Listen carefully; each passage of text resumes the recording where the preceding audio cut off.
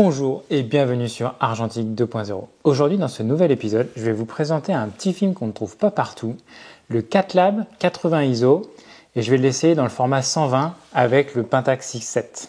Donc voilà, on voit ça de suite après le petit générique.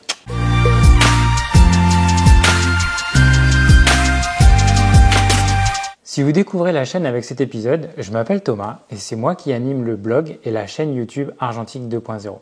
Donc comme je disais, aujourd'hui je vais vous présenter un petit film bien sympathique, le Catlab en 80 ISO. Et en fait, j'ai bien aimé le petit chat qui était dessiné dessus et c'est pour ça que j'ai été attiré par ce petit design. Mais en fait, énorme suspense, ce film en cache un autre. Donc on va prendre ce Pentax 6.7. On va charger le film dans l'appareil photo et en fait, on va aller se balader dans la ville qui est autour. Je viens juste de déménager au Pile, donc c'est la super occasion pour aller visiter cette ville. Et donc je vous emmène, on découvre tout ça, on va faire quelques photos, on va tester ce film et je vous montre tout ça. À tout de suite!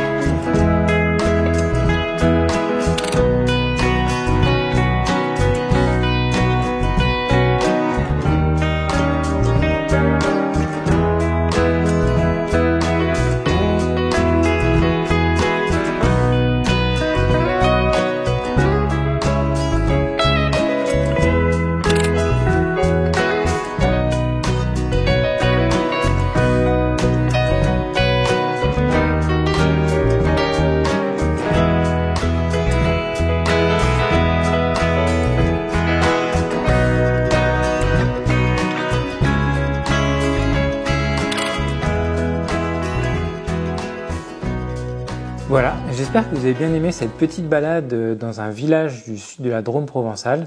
En tout cas, c'était vraiment sympa de travailler avec un film à 80 ISO quand il y a du soleil, parce que ça m'a permis d'utiliser des grandes ouvertures que j'aime vraiment bien utiliser. Donc ça, c'était vraiment chouette. La petite surprise pour moi, c'est quand j'ai ouvert l'appareil photo pour retirer le film, j'ai découvert qu'en fait, c'était du Shanghai GP3.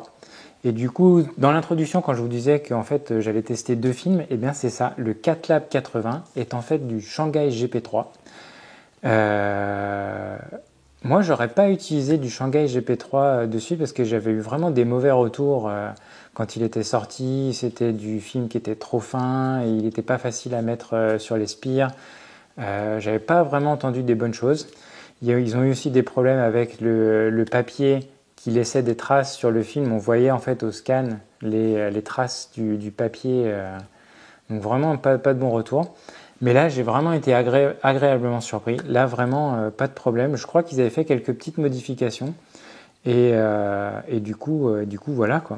Donc, c'est un film sympa à utiliser. On va regarder sur la table de lumière, ce que ça rend aussi. Je l'ai développé dans du Tmax pendant 6 minutes 75, enfin 6,45 minutes. Enfin 6 minutes 45 secondes. Et ça correspond au temps du Shanghai GP3 puisque du coup pour le 100 ISO, le Shanghai GP3 c'est 100 ISO et normalement c'est 7 minutes dans du Tmax. Donc voilà, on diminue un petit peu le temps et voilà. Au résultat, on a quand même un très beau grain. C'est vrai que le grain est assez fin. Bon, bien sûr c'est pas de la croissant, hein, mais on a quand même un très beau grain. On a aussi un super beau contraste. Franchement, le film est bien sorti. Les chimies étaient propres après les bains, donc ça c'est pareil, ça c'était assez agréable parce que du coup on sait qu'il n'y a pas de teinte sur la gélatine ni rien, donc ça c'était pas mal. Et puis bah voilà quoi, moi franchement j'ai bien aimé l'utiliser, je le réutiliserai quand j'aurai besoin d'un film à bas ISO et pas cher. Par contre, effectivement, je me méfierais, j'essaierai d'acheter le moins cher entre le GP3 et le Catlab, parce que celui-ci, je l'ai payé à peu près 8 euros. Et en fait, j'ai trouvé du GP3 sur Nation Photo à moins de 6 euros. Donc, je vous mettrai tous les liens dans la description, hein, pas de souci.